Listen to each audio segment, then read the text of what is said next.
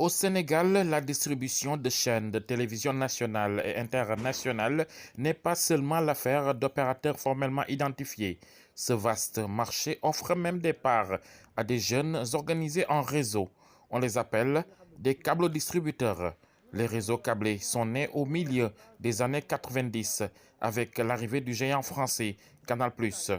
Chaque réseau se compose d'un ensemble d'installations collectives d'antennes que se partagent environ des centaines de familles raccordées à partir d'une centrale.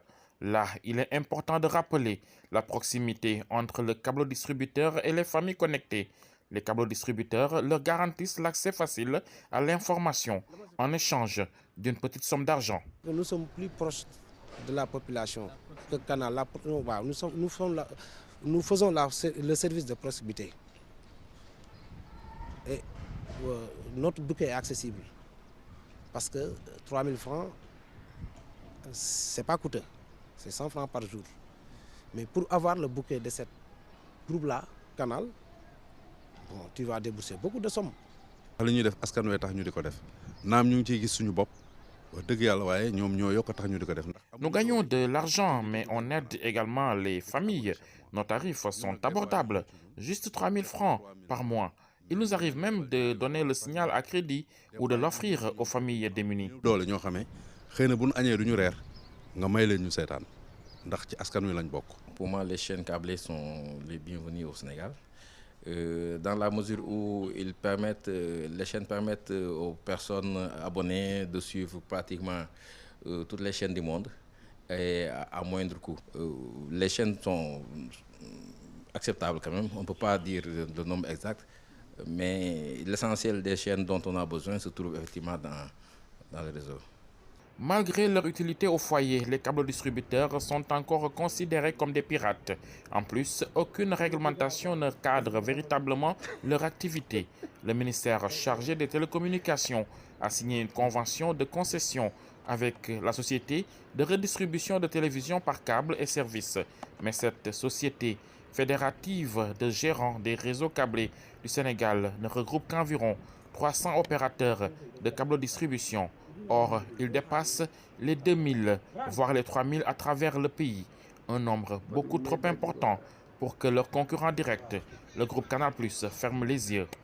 Ces jeunes, qui estiment pourtant opérer dans la légalité, font des va-et-vient incessants au tribunal. Nous opérons un peu difficilement parce qu'il y a un groupe qui s'appelle Canal qui vient nous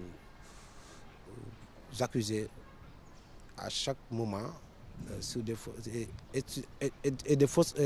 qui sont des fausses accusations, disant qu'ils sont les représentants légaux de BIN et Sport TV. Donc, ils ne revendiquent même pas de leurs produits qui leur concernent, mais ils revendiquent des chaînes sportives dont des fois nous diffusons pour avoir des chaînes sport. dafa fekkoon mënuñu woon a seetaan ay basket wala handball mënuñu ko woon seetaan ñu doon jënd décodeuru Canal di ko. Avant, on ne pouvait pas suivre le sport, donc on achetait le décodeur de Canal pour procéder à la distribution. C'est là que Canal s'est attaqué à nous.